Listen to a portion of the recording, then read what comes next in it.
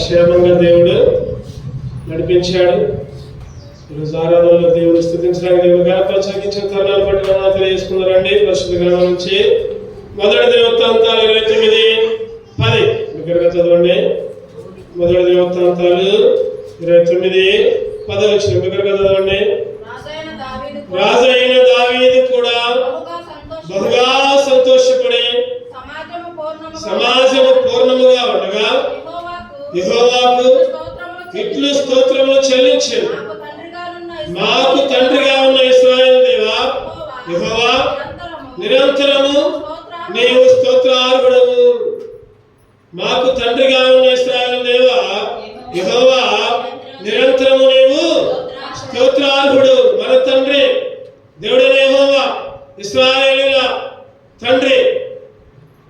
ఈరోజు నీకు నాకు కూడా తండ్రిగా ఉండి నిరంతరం ఎట్లా ఉన్నాడంటే స్తోత్రార్హుడుగా ఉన్నాడు, అంటే పూజనీయుడుగా ఉన్నాడు.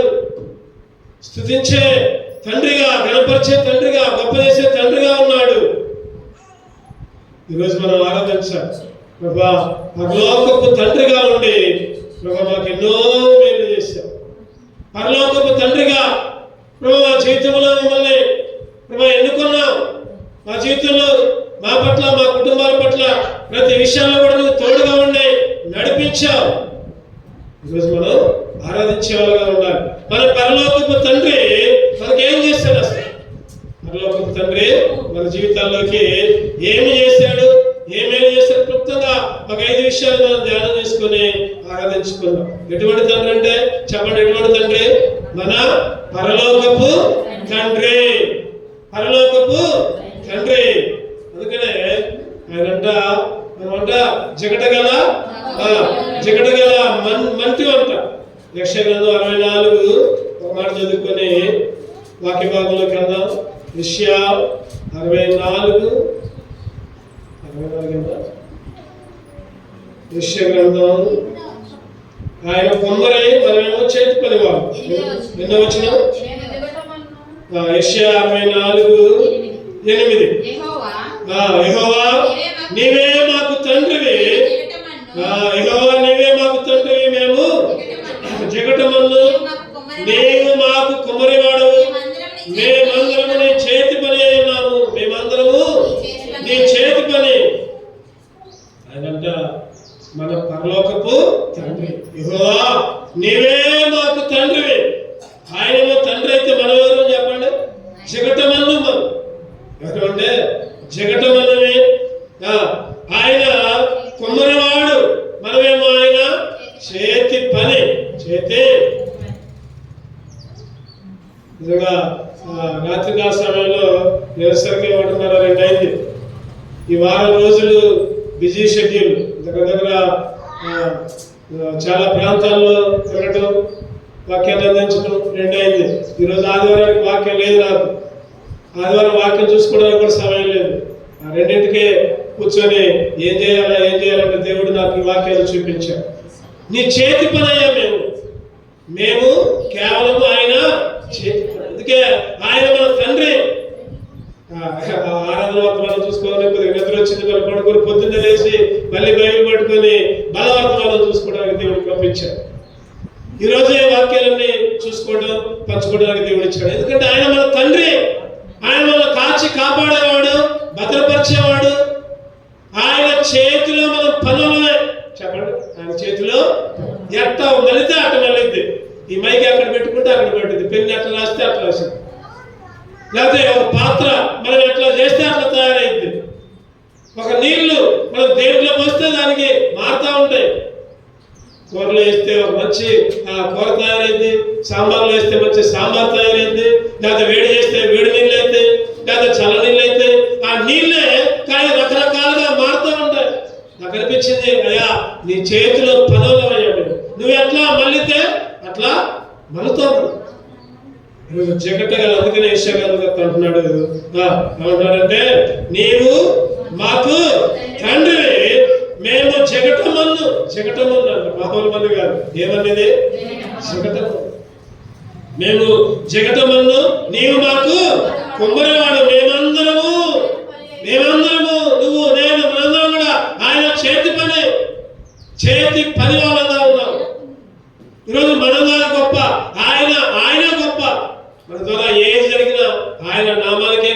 ఘనత ఆయన నామానికే గొప్పతనం.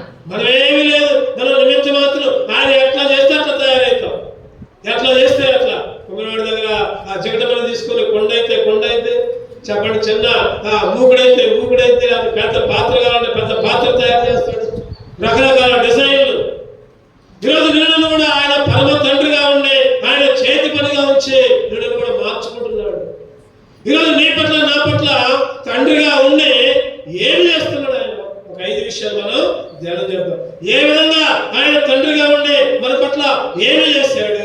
కీర్తనలు 103వ అధ్యాయం, కీర్తనలు 103:13. తండ్రి తండ్రి తన కుమారుల జాలిపడినట్లు యెహోవా తన యందు భయభక్తులు గలవారి ఎడల జాలిపడును. తండ్రి తన కుమారుల జాలిపడినట్లు. ఒకటది, మన తండ్రి చెప్పండి ఏం చేస్తున్నాడు? మన పట్ల జాలి పడుతున్నాడు. జాలిపడే దేవుడు, జాలిపడే తండ్రి. ఈరోజు మన తండ్రి మన పట్ల జాలి పడుతున్నాడు. జాలి పడ్డాడు కాబట్టే నరకం నుంచి తప్పించాడు. జాలి పడ్డాడు కాబట్టే పరలోకం నుంచి దిగొచ్చాడు. జాలి పడ్డాడు కాబట్టే సున్నా వేసుకున్నాడు, రిక్తులుగా వేసుకున్నాడు, తను తాను తగ్గించుకున్నాడు. ఈరోజు మనం దేవుని ఆరాధించాలి. ప్రభా, నువ్వు జాలి పడ్డావు కాబట్టి నా కొరకు మా కొరకు ప్రాణం అర్పించావు. జాలి పడకపోతే చెప్పడం, జాలి పడకపోతే నువ్వు ఎట్టన చావురా, నా ఇష్టం నేనంటా. అప్పుడప్పుడు తల్లిదండ్రులు బిడ్డల మీద కుమారుల మీద కోపగించుకున్నాడు. వాడు అన్ని దూర పనులు చేస్తున్నాడు, డబ్బులు ఖర్చు చేస్తున్నాడు, లేకపోతే ఇది చేస్తున్నాడు, ఇది చేస్తున్నాడు అనుకుంటా కదా. పెళ్లి చేస్తే వీడు బాధపడుతుంది, పెళ్లి చేస్తాడు. పెళ్లి చేసినా కూడా వాడు ఏం పని చేయట్లా. ఈసారి ఇప్పుడు ఒక్కడే పోషించడం కష్టం అయిపోయింది. ఇప్పుడు పెళ్లి చేసిన 2 వచ్చారు. ఇంకేం చేస్తారు చెప్పండి తల్లిదండ్రులు? మా దగ్గర కాదు, నాకు వేరే ఉండిపో, వేరే కూడా నువ్వే వండుకో, నువ్వే తెచ్చుకో, నువ్వే చేసుకో. ఈరోజు కన్న తండ్రి చివరికి బయటికి పంపిస్తున్నాడు. జాలి లేదు. ఈరోజు మన తండ్రి అయితే జాలి ఈ లోకానికి వచ్చాడు, తను తాను తగ్గించుకున్నాడు, శిలువలో మరణించాడు. 6 స్వార్థ 10వ అధ్యాయంలో చక్కటి మాట ఉంది.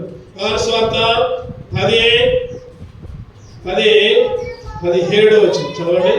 6 స్వార్థ 10:17 నేను మరలా తీసుకున్నట్లు నా ప్రాణము పెట్టుచున్నాను, ఇందువలనే నా తండ్రి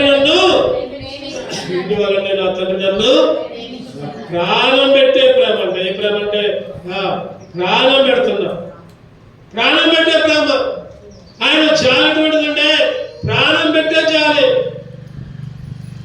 ఆది కాలంలో చూస్తే ఆరోగ్యంలో భూమి అంతా చెడిపోయిందంట.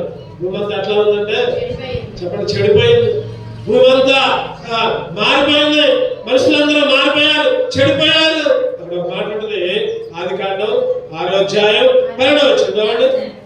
6:12 దేవుడు భూలోకమును చూచినప్పుడు అది చెడిపోయిండెను, భూమి మీద సమస్త శరీరులు తమ మార్గమును చెరిపివేసుకుని ఉండేది. సమస్త శరీరులు తమ మార్గాన్ని చెరిపివేసుకుని భూమి మీద భూలోకాన్ని చూసినప్పుడు అది చెడిపోయినది. నువ్వు నేను కూడా చెడిపోయి ఉన్నాం. మార్గాలన్నీ చెడిపేసుకున్నాం, మార్గాలన్నీ చెడిపేసుకుని ఇష్టం వచ్చిన మార్గాల్లో వెళ్తుంటే ఆయన ఈ లోకంలో పాపలుగా ఉంటే, భక్తిహీనులుగా ఉంటే, శత్రువులుగా ఉంటే, రోమీయులకు రాసిన పత్రిక 5వ అధ్యాయంలో ఉంటాయి ఈ మాటలన్నీ. మనం ఇంకా బలహీనమై ఉండగా భక్తిహీనుల కొరకు ఆయన ప్రాణం పెట్టాడు. చదవనమాట ఏడేళ్ళగా రోమీయులకు రాసిన పత్రిక 5వ అధ్యాయంలో వచ్చిన 6వ వచనం. ఏడేళ్ళగా మనం ఇంకా బలహీనమై ఉండగా క్రీస్తు యొక్క కాలమున భక్తిహీనుల కొరకు చనిపోయాను. ఎన్నో చూస్తే ఎట్లనగా మనం ఇంకా పాపులమై ఉండగానే 10వ వచనం చూస్తే ఎలాగా శత్రువులమై ఉండగా. 3 రకాలుగా. ఒకటోదేమో చెప్పండి ఎట్లా ఉన్నావు? భక్తిహీనులుగా ఉన్నావు, బలహీనులుగా ఉన్నావు. రెండోది పాపులమై ఉన్నావు. మూడోది శత్రుగా ఉన్నాం, చెడిపోయిన వారిగా మన మార్గాలన్నీ చెరిపేసుకుని ఈ లోకాశల కొరకు, లోక కార్యక్రమాల కొరకు, లోక అలవాట్ల కొరకు, లోక ఆచారాల కొరకు అన్ని మార్చుకునే మార్గాలన్నీ చెరిపేసుకుని ఉంటే నీ కొరకు నా కొరకు ఆయన మరణించాడు. తండ్రిగా ఉండి జాలిపడి, చెప్పండి ఎట్లా? జాలిపడి. ఆరాధించారు, ప్రభా నా మీద జాలిపడ్డావు, నా మీద జాలిపడి నీ బిడ్డగా చేసుకున్నా, చెరిపేసుకున్నా, చెడిపోయి ఉన్నా, పాపిగా ఉన్నా, బలహీనుడుగా ఉన్నా, శత్రువుగా ఉన్నా, 5 రకాలుగా నా ఇష్టం వచ్చిన మార్గాల్లో జీవిస్తూ ఉంటుంటే నా మీద జాలిపడి నన్ను రక్షించావు. నా పరలోకపు తండ్రి జాలిపడి నన్ను రక్షించావు. అందుకే ఆరాధిస్తున్నానే, ఆరాధించాను. మొదటిగా. రెండోది చదవండి. రెండోదిగా మత్తయి సువార్త 6వ అధ్యాయం, మత్తయి సువార్త 6వ అధ్యాయం 26వ వచనం. మత్తయి సువార్త 6:26 ఆకాశ పక్షులను చూడుడి, అవి విత్తవు, కోయవు, కొట్లలో కూర్చుకొనవు, ఆయనను నీ పరలోకపు తండ్రి వాటిని పోషించుచున్నాడు, మీరు వాటికంటే బహు శ్రేష్ఠులు కారా. చూడండి, పరలోకపు తండ్రి, రెండవదిగా పోషించే తండ్రి. చెప్పండి అందరూ ఒకసారి. ఒకటోది ఏ తండ్రి?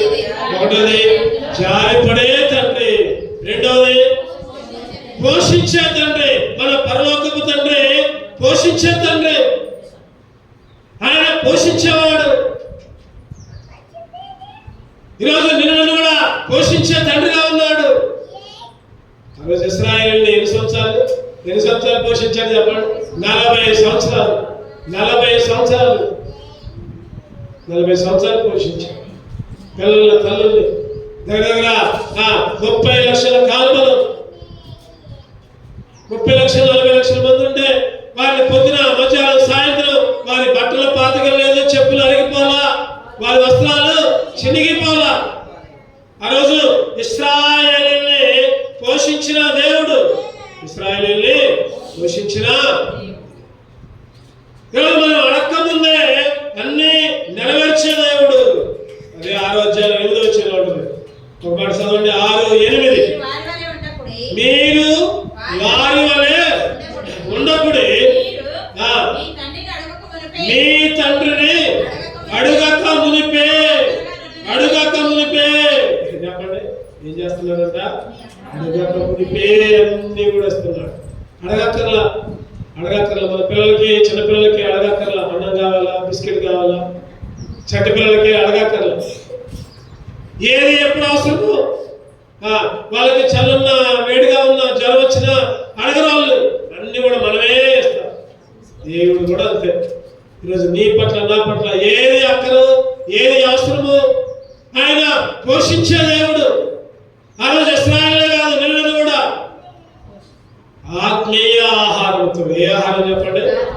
ఆత్మీయ ఆహారంతో, వాక్యమనే ఆహారంతో, శారీరక ఆహారంతో, ఏ లోటు లేకుండా, ఏది తక్కువ కాకుండా, ఏది కూడా తక్కువ కాకుండా ఈరోజు నిన్ను కూడా పోషించే దేవుడుగా ఉన్నాడు. పోషించాడు ఆయన. కీర్తనలు 68, కీర్తనలు 68 ఎందుకు వచ్చిందంటే,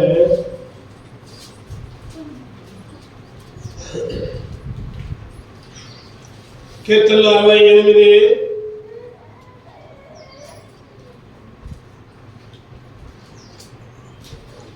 19 వచ్చింది. చదవండి. కీర్తన 68:19. ప్రభువు స్తుతులు అందును గాక, అనుదినము ఆయన మా భారము, అనుదినము ఆయన మా భారము భరించుచున్నాడు. దేవుడే మాకు రక్షణకర్త. అనుదినం. ఒక రోజుగా చెప్పండి, ఒక రోజుగా అనుదినము పోషించేది. మీరు అన్నింటికి పోతే చెప్పండి, పోయిన రోజే మంచి మర్యాదలు చేస్తారు.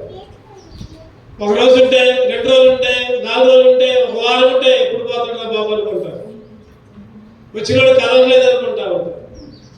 కానీ మన దేవుడు అనుదినము వాక్యం అనే మన్నాతో పోషిస్తున్నాడు, శారీరక ఆహారంతో పోషిస్తున్నాడు, మంచి ఆరోగ్యాన్ని ఇచ్చి పోషిస్తున్నాడు. ఈరోజు దేవుణ్ణి అందుకనే స్తుతించాలి. పరలోకపు తండ్రి పోషిస్తున్నావు ఆయన.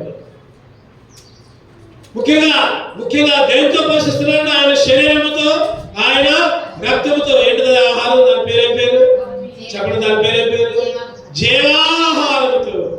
జీవాహారముతో పోషిస్తూ ఉంటున్నాడు. అందుకే దేవుణ్ణి స్తుతించాలి. మూడోదిగా చూద్దామండి. మూడోదిగా ద్వితీయోపదేశకాండం 1వ అధ్యాయం, ద్వితీయోపదేశకాండం 1:31. ద్వితీయోపదేశకాండం 1:31. మీరు ఐగుప్తులోను అరణ్యములోను మీ కొరకు చేసినట్లు మీ పక్షముగా యుద్ధము చేయును. మీరు ఈ చోటుకి చేరు వరకు మీరు వచ్చిన మార్గమంతటిలోను మనుష్యుడు తన కుమారుని ఎత్తుకున్నట్లు మీ దేవుడైన యెహోవా మిమ్మల్ని ఎత్తుకొని వచ్చిన సంగతి ఎత్తుకొని వచ్చాడు. చెప్పండి, ఏం చేశాడు? చెప్పండి. ఎత్తుకున్నాడు. మన తండ్రి నిన్ను ఎత్తుకున్నాడు. ఆయన రొమ్మున ఆనించుకున్నాడు. చనిపోయిన తర్వాత ఒక ఆయన్ని రొమ్ము మీద ఆనించుకున్నాడు. ఎవరు ఆయన? చెప్పండి. లాజరుని అబ్రహాము రొమ్ము మీద ఆనించుకుంటే అప్పుడు అంటాడు, తర్వాత అంటాడు కదా, తండ్రి అయినా అబ్రహామా, తండ్రి ఒక్క చొక్క పంపే. ఆ లాజరు అంట అబ్రహాము రొమ్మున ఆనుకున్నాడంట. ఈరోజు నువ్వు నేను కూడా యేసుక్రీస్తు రొమ్ము మీద ఆనుకున్నావు. గొర్రెల కాపరి గొర్రెలు ఏ విధంగా రొమ్మును ఆనించుకొని మోసుకొని వస్తాడు అప్పుడే పుట్టిన పిల్లల్ని, ఈరోజు నిన్ను కూడా ఆయన ఎత్తుకున్నాడు, రొమ్మును ఆనించుకున్నాడు, నడిపిస్తున్నాడు, కాపలా కాస్తున్నాడు, భద్రతిస్తున్నాడు. దేవుని ఆరాధించాలి. ఇందాక చెప్పుకున్నాం మనం, అనుదినము, ఒక రోజు కాదు, అనుదినము ఆయన ఎత్తుకొని మనల్ని మోస్తూ ఉన్నాడు. ఆయన మన భారం మోస్తున్నాడు. ఈరోజు దేవుణ్ణి ఆరాధించాలి. అందుకనే ఆయన ఎత్తుకునే తండ్రి. ఒకటోది ఏ తండ్రి చెప్పండి? జాలిపడే తండ్రి. రెండోది పోషించే తండ్రి. మూడవదిగా ఎత్తుకున్న. నాలుగో చూద్దాం. మత్తయి సువార్త 7వ అధ్యాయం. మత్తయి సువార్త 7వ అధ్యాయం 9వ వచనం. మీలో ఏ మనుషుడైనా తన కుమారుడు రొట్టెలు అడిగిన ఎడల వారికి రాత్రి ఇచ్చిన, చేపలు అడిగిన ఎడల పామునిచ్చిన, మీరు చెడ్డవారైన మీ పిల్లలకు మంచి ఈవులకి ఉండగా పరలోకమందున్న మీ తండ్రి తన్ను అడుగు వారికి ఎంతకంటే ఎంతో నిశ్చయముగా మంచి ఈవులనిచ్చును. చెప్పండి, పరలోకమందున్న తండ్రి అంట మంచి ఈవులనిచ్చే తండ్రి. మంచి ఈవులు, మంచి ఫలాలు. ఈరోజు దేవుని స్తుతించాలి మనం. ఆ తండ్రి జాలిపడే తండ్రి. రెండవదిగా పోషించే తండ్రి. మూడవదిగా ఎత్తుకునే తండ్రి. నాలుగవదిగా చెప్పండి, మంచి ఈవులనిచ్చే తండ్రి. శ్రేష్టమైన మంచి గోధుమ పంటతో చెప్పండి ఆయన ఏం చేస్తున్నాడంట? మంచి గోధుమ పంటతో. ఒకప్పుడు ఆకలిగా ఉన్నాం, లేవు, తినడానికి ఏమి లేవు. ఆయన పొలంలోకి నడిపించాడు. ఇగో పరిగెరుకో అన్నాడు బోయేజు. ఎవరిని? అమ్మా, ఈ పొలంలోనే ఉండమ్మా, ఎక్కడే ఏరుకో, ఎక్కడే తిను, ఎక్కడే తాగు. ఈరోజు నీకు నాకు కూడా శ్రేష్టమైన ఈవులనిచ్చి నడిపించే దేవుడు. ఏ ఈవులు అంటే శ్రేష్టమైన. యాకోబు 1వ అధ్యాయం 16వ వచనం. యాకోబు పత్రిక 1:16. నా ప్రియ సహోదరులారా, మోసపోకుడే, శ్రేష్టమైన ప్రతి ఈవియు, సంపూర్ణమైన ప్రతి వరమును పరసంబంధమైనదై జ్యోతిర్మయుడగు తండ్రి యొద్ద నుండి వచ్చును. జ్యోతిర్మయుడగు తండ్రి యొద్ద నుంచి. ఎక్కడి నుంచి చెప్పండి? పరలోకపు తండ్రి నుంచి జ్యోతిర్మయుడా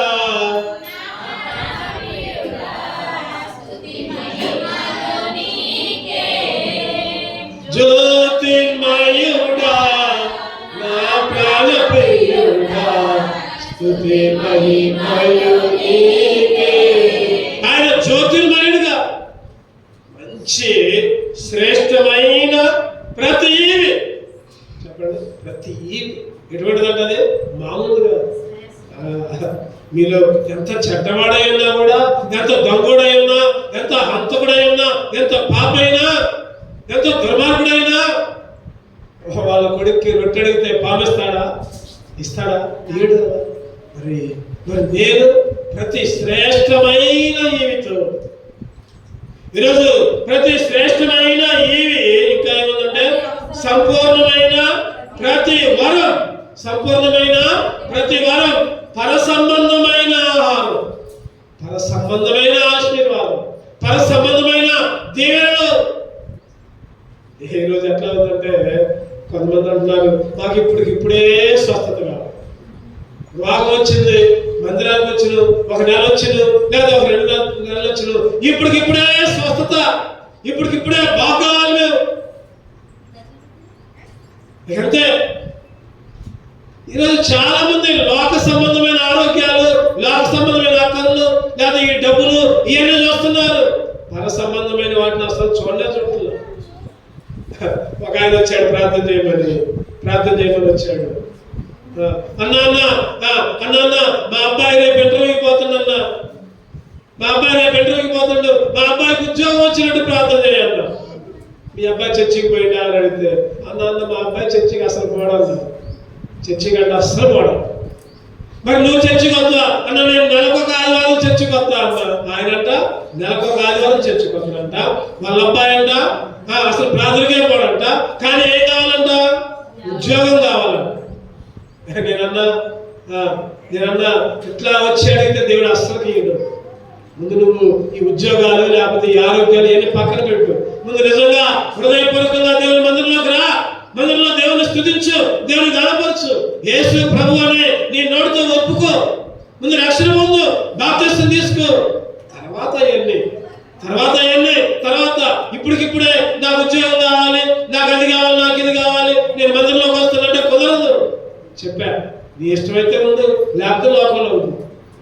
స్వస్థత కావాలను, ఉద్యోగాలు కావాలను, మేలు కావాలను 25 సంవత్సరాలు ఎదురు చూసాడు ఒక ఆయన. ఎవరాయన చెప్పండి? అబ్రహాము 75వ సంవత్సరంలో దేవుడు వాగ్దానం ఇచ్చిండు. ఇగో నక్షత్రాలు, ఇదిగో ఇసుక చూడు, ఇసుక రేణువుల కంటే, ఆకాశపు నక్షత్రము కంటే, నక్షత్రాల గుంపు కంటే నీ సంతానాన్ని దీవిస్తా అన్నాడు, విస్తరింపజేస్తా అన్నాడు, లెక్కకు మించిన దానిగా నేను నిర్మిస్తా అన్నాడు. చెప్పండి, 76వ సంవత్సరం వచ్చింది. అరే దేవుడు వాగ్దానం ఇచ్చే సంవత్సరం అయితే ఇంకా నాకు పిల్లలు పుట్టలేదు అడగరా? 2 సంవత్సరాలు అయింది, 3 సంవత్సరాలు అయింది, 10 సంవత్సరాలు అయింది, పిల్లలు లేరు. ఈరోజు మనకి ఎట్లా ఉంటుందంటే అంతా ఇన్స్టెంట్, అప్పటికప్పుడు కావాలి కాపీ, అప్పటికప్పుడు ఇప్పుడు కాపీ, ఇన్స్టెంట్ కాపీ. ఇప్పుడు మధ్యలో పోతే నాకు ఇప్పుడే మేలు కావాలి. 25 సంవత్సరాలు 75 సంవత్సరాలు దేవుడు వాగ్దానం ఇస్తే ఎప్పుడు పుట్టాడు పిల్లోడు అబ్రహాముకి? చెప్పండి, 100 సంవత్సరాలు. 25 సంవత్సరాలు ఎదురు చూశాడు. నేను అనుకుంటా అబ్రహాం ఎంత విశ్వాసం అంటే వాళ్ళు అప్పుడు కూడా పిల్లలు పుట్టకపోయినా దేవుడిని అడిగేవాడు కాదేమో అనుకుంటా. దేవుడు ఎప్పుడు ఇస్తాడో అప్పుడే ఇస్తాడు. ఎదురు చూడు దేవుడి కార్యాల కొరకు ఎదురు చూడు. నాకు ఇప్పుడే అన్ని కావాలి, కుదరదు అది. ఈరోజు చాలా మంది సేవకులు కూడా మా దగ్గర రాని స్వస్థత ఇస్తాం, మా దగ్గర రాని మేము ప్రార్థన చేస్తే బాగైంది, అదైంది, ఇదైంది, ఇగో మా దగ్గర రండి మేము ఏం చేస్తాం ఇట్లా తయారు చేస్తున్నారు జనాలు. కానీ పరలోకపు ఆశీర్వాదాల కోసం తయారు చేయట్లా, సంఘాలని విశ్వాసాలని తయారు చేయట్లా, మభ్య పెడుతున్నారు, మోసం చేస్తున్నారు. ఇగో మా దగ్గర ఒక నూనె ఉంది, ఈ నూనె రాసుకుంటే చాలు. నువ్వేం చేసినా ఏం కాదు, నువ్వు సినిమా చూసినా, నువ్వు పాపం చేసినా, ఈ నూనె నీ ఇంట్లో ఉంటే చాలు, ఇగో అది నువ్వు రాసుకుంటే చాలు. గొర్రెల్లాగా పోయి తెచ్చుకొని ఇచ్చేస్తున్నారు. మాట చెప్పాలి, లోపల విశ్వాసం ఉన్నట్లా, దేవుడంటే భయం ఉన్నట్లా, దేవుడంటే భక్తి ఉన్నట్లా. ఆయన శ్రేష్టమైన ప్రతి ఈవి ఇచ్చేవాడు. ఎదురు చూడు, వెయిట్ చేయి. ఈరోజు నువ్వు నేను మన జీవితాల్లో దేవుడు చెడ్డవాడైనా కూడా రొట్టెడిగితే పావులిస్తాడు. ఈరోజు మన దేవుడు అంతకంటే ఉన్నతమైన దేవుడు, ప్రాణాన్నే ఇచ్చిన దేవుడు. నీకు నాకు ఈట ఒక లెక్క. ఒక తమ్ముడు అంటున్నాడు, అన్న ఇన్ని సంవత్సరాలు 10 సంవత్సరాల దాకా ఎగ్జామ్స్ రాసా ఉన్నా, ఉద్యోగం రాలేదన్నా. మొన్ననే వచ్చిందన్న ఉద్యోగం, 10 సంవత్సరాలు దేవుని మందిరంలోనే ఉన్నాను. నేను ఉద్యోగం రాకపోయినా బాధపడలా. మా అమ్మ మా నాన్న తిట్టేవాళ్ళు, అరే ఎందుకురా ఊరికి మందిరంలోనే ఉంటావు, ఊరికి అయ్యగారి దగ్గర ఎందుకురా ఉండేది, ఊరికి ఆ పని ఈ పని చేసుకుంటే అదేనా నీ బతుకు, నువ్వు చదివేది నువ్వు చేసేది ఏంటి. మా నాన్న మా అమ్మ ఎన్నోసార్లు తిట్టారన్నా. అయినా కానీ నేను మాత్రం మందిరాన్ని వదిలిపెట్టలేదు. 10 సంవత్సరాలకు ఉద్యోగం ఇచ్చాను. నేనన్నా, మరి ఇన్ని సంవత్సరాలు ఓపిక పట్టినావు, నీకు ఎప్పుడు అనిపించలేదా దేవుడు ఉద్యోగం లేదు కానీ దేవుడి మీద విరక్తి పట్టలేదంటే ఒకటే చెప్పాడు. నాకు ఆశ్చర్యమైపోయింది అన్నమాట. ఎవరంటే నా దేవుడు ఇయ్యాలంతా రేపిస్తాడు. ఇయ్యకపోయినా దేవుని మందిరంలో పనిచేసుకుంటాను, నేను ఉంటా దేవుని మందిరంలో వండుకుంటాను. 10 సంవత్సరాలు ఎంతో మంది అన్నారంట, ఎంతో మంది ఎన్నో మాట్లాడారంట. మంచి job, IAS job, collector job 10 సంవత్సరాల దాకా ఎదురు చూస్తాడు. మొన్న రీసెంట్గా వచ్చింది. కారణం ఏంటంటే దేవుడు ఇచ్చేదాకా మనం ఏం చేయాలి చెప్పండి, ఎదురు చూడాలి. దేవుడు ఇచ్చేదాకా నాకు కావాలంటే రాదది. దేవుడు ఇచ్చేదాకా ఇస్తాడు ఆయన ఖచ్చితంగా. ఇవాళ కాకపోతే రేపు కాకపోతే అసలు ఇయ్యకపోయినా ఏం కాదు, దేవుళ్ళు ఉంటే చాలు. అందుకని అక్కడ మాట ఏమాటంటే పరసంబంధమైనదై. చెప్పండి, ఏ సంబంధమైందంట? ఇప్పుడు చదువుకుంటాం, మీరు అడిగేను మీ భోగముల నిమిత్తమే, మీ అక్కల నిమిత్తం అడుగుతారు, అందుకని నేను మీకు వాటిని ఇయ్యను. ఆ తమ్ముడు అన్నాడు, మాట చెప్పాడు, అన్న నిజంగా అప్పుడే నాకు జాబ్ వచ్చినట్టయితే నిజంగా తాగుబోతుగా తిరుగుబోతుగా ఉండే డబ్బులంటే విచ్చలుడిగా ఖర్చు చేస్తే ఈ పాపంలో ఉండేవాడిని అన్న. ఈ 10 సంవత్సరాలు దేవుడు నాకు చక్కటి అనుభవాన్ని ఇచ్చాడు, మందిరంలో పెరిగే అనుభవాన్ని ఇచ్చాడు, అన్ని నేర్చుకున్నా నేను. అదే ఆ రోజులోనే కొత్తలోనే ఎంట్రన్స్ అయిపోవాలనే ఎగ్జామ్లోనే జాబ్ వస్తే తన మందిరంలోకి వచ్చేవాళ్ళే కాదేమో అన్నా, మందిరంలో ఉండేవాళ్ళే కాదేమో, మందిరంలో పనులు చేసేవాళ్ళే కాదేమో. ఆ జాబ్లో ఉండి మంచి శాలరీ, మంచి స్టేటస్, వివాహం అన్ని గొప్పగా ఉండే దేవుణ్ణి మర్చిపోయేవాళ్ళేమో అన్నా. అందుకనే దేవుడు 10 సంవత్సరాలు ఈ మందిర అనుభవంలో నన్ను పెంచి నాకు ఉద్యోగం ఇచ్చానమ్మా. నేను దేవుడిని వదిలిపెట్టినంత జాబ్ వచ్చినా కూడా చనిపోయేదాకా దేవుని కొరకు జీవిస్తాను. ఈరోజు ఈ లోకపు ఆశీర్వాదాలు కాదు మనకు కావాల్సింది. ఈ లోకపు దేవుని, లోకపు మెప్పులు, లేకపోతే మనుషుల మెప్పులు కాదు కావాల్సింది. చెప్పండి, అందుకని ఎంసీలో ఒక చక్కటి మాట, పరసంబంధమైన ప్రతి ఆశీర్వాదం ఈరోజు మనం చేసేదన్నా ఇక్కడ కనపడేదానికి కాదు, ఇక్కడ అందరి దృష్టిలో గొప్పలుగా ఉండేది కాదు. ఒక నిరీక్షణ శ్రేష్టమైన, చెప్పండి మన అంశం ఏంటంటే శ్రేష్టమైన ప్రతి ఈవి. అందుకని ఆయన అంటున్నాడు, నేనుండు స్థలములో మీరు ఉండులాగా మీకు అందరికీ నివాసాలు కట్టిస్తా. నివాసాలు కలవరపడమాకండి. ఓ శిష్యులారా, నేను వెళ్తున్నా, నేను వెళ్ళి మీ కొరకును నేను ఒక నివాసం. ఎవరైతే రక్షణ, ఎవరైతే ఇటువంటి అనుభవాల్లో ఉన్నారు, ఆయన శ్రేష్టమైన ఈయన ఎక్కడ చెప్పండి, ఎక్కడ? ఈ లోకంలో కాదు, పరలోకం. ఈ లోకంలో ఒక ఇచ్చిందంటే అది బోనస్ అనుకోవడం. ఈ లోకంలో మంచి ఆరోగ్యము, మంచి ఉద్యోగము, లేదా మంచి సంపద, మంచి ఆస్తి ఇచ్చిందంటే దేవుడు నాకు అది బోనస్గా ఇచ్చాడని అనుకోవాలి, అంతేగాని అయ్యే లోకం కాదు. ఈ లోకంలో దేవుడు మనకి ఏమి ఇచ్చినా ఇది బోనస్. అసలు అక్కడ ఉంది, ఇదంతా వడ్డీ వచ్చిన ఒకటే, రాకపోయినా. శ్రేష్టమైన ప్రతి ఈవి పరలోకపు తండ్రిగా ఉండి. చెప్పండి, ఒకటోది జాలిపడే తండ్రి, రెండోది పోషించే తండ్రి, మూడోది ఎత్తుకునే తండ్రి, నాలుగోది శ్రేష్టమైన ఈవుల నుంచే చివరిగా అవి కూడా చూసుకుని ఆరాధించుకో. మత్తయి సువార్త 6వ అధ్యాయం, మత్తయి సువార్త 6వ అధ్యాయం 14వ వచనం. మత్తయి సువార్త 6:14. మనుషుల అపరాధములను మీరు క్షమించిన యెడల మీ పరలోకపు తండ్రియు మీ అపరాధములను. మన పరలోకపు తండ్రి, మన అంశం ఏంటంటే చెప్పండి. ఆ రోజు దినవృత్తాంతం 29:10 ప్రకారం పరలోకపు తండ్రి ఆయన అనుదినము స్తోత్రార్హుడు. పరలోకపు తండ్రి ఏమిస్తున్నాడు? చివరిగా 5వదిగా పరలోకపు తండ్రి మన అపరాధాలన్నీ క్షమించే తండ్రి. క్షమించే తండ్రి, మన అపరాధాలన్నీ క్షమించే. నువ్వు ఎంత పాపివైనా, ఎంత దుర్మార్గుడైనా, నువ్వు ఎటువంటి స్థితిలో ఉన్నా, దేవుడు అంటే నీకు లెక్కలేకపోయినా అందరికీ ఉపకారం. చెప్పండి, అందరి కోసం ప్రాణం పెట్టాడు. దేవుణ్ణి తిట్టిన వాళ్ళ కోసం కూడా ప్రాణం పెట్టాడు. నువ్వు దేవుడు కాదు అన్న కూడా ప్రాణం పెట్టాడు. ఆయన మన అపరాధాలన్నీ, మన పాపాలన్నీ, మన దుర్మార్గమంతా, మన చెడుతనమంతా క్షమించిన తండ్రి.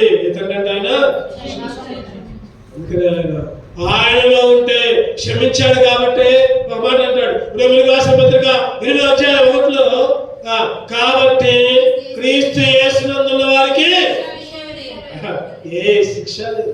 క్షమించాడు కాబట్టి శిక్ష లేదు. క్షమించకపోతే చెప్పండి శిక్ష ఉంది.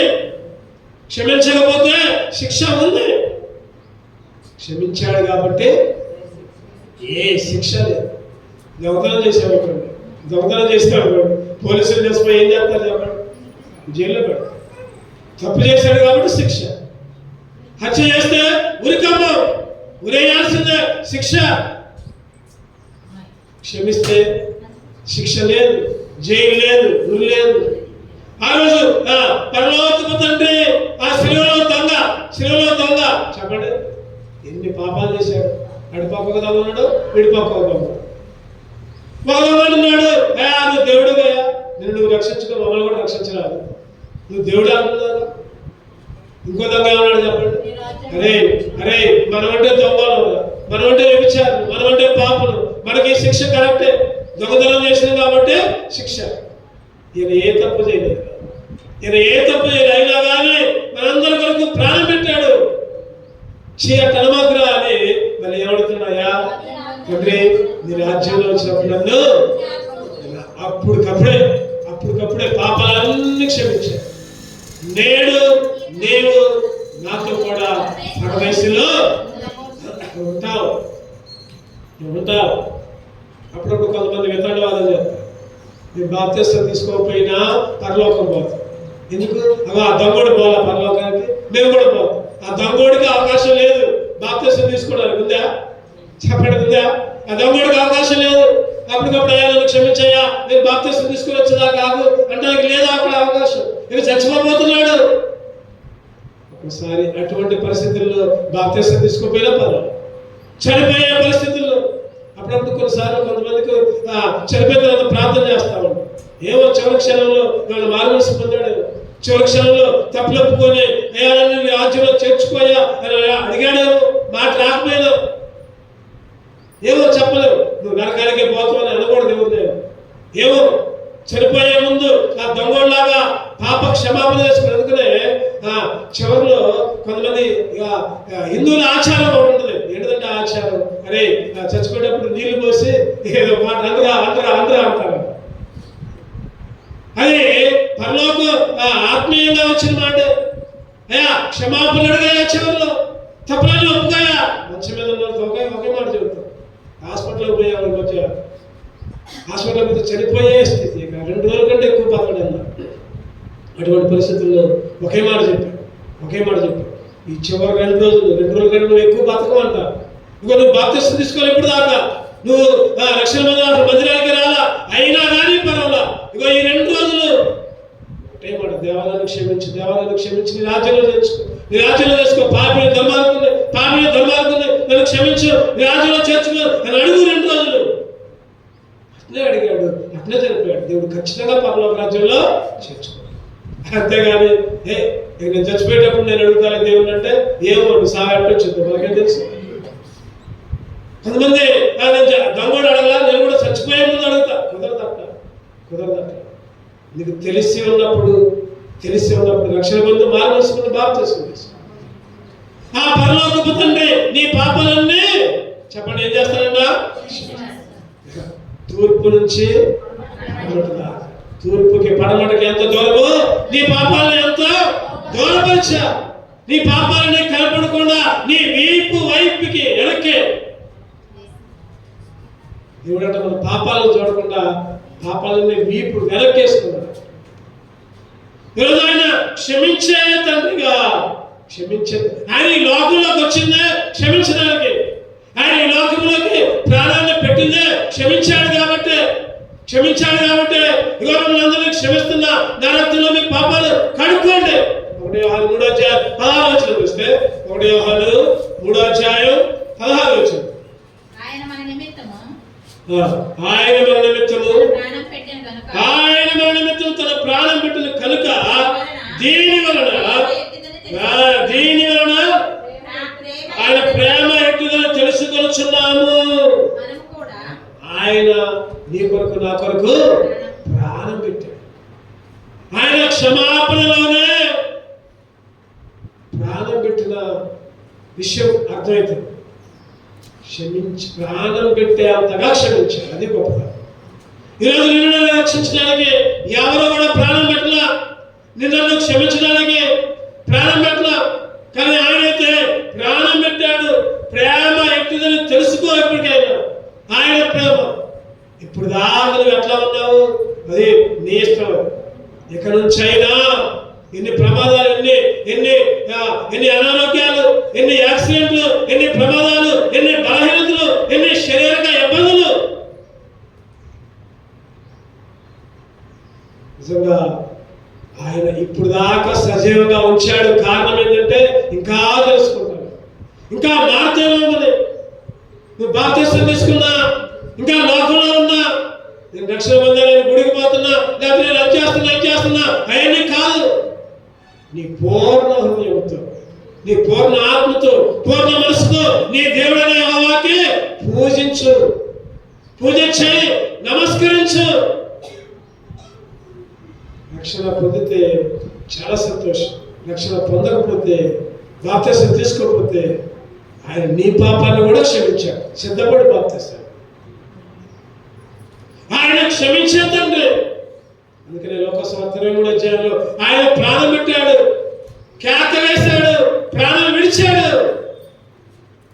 సమాప్తమైనది అన్నాడు. నా దేవా నా చేయందుకు విడిచామన్నాడు.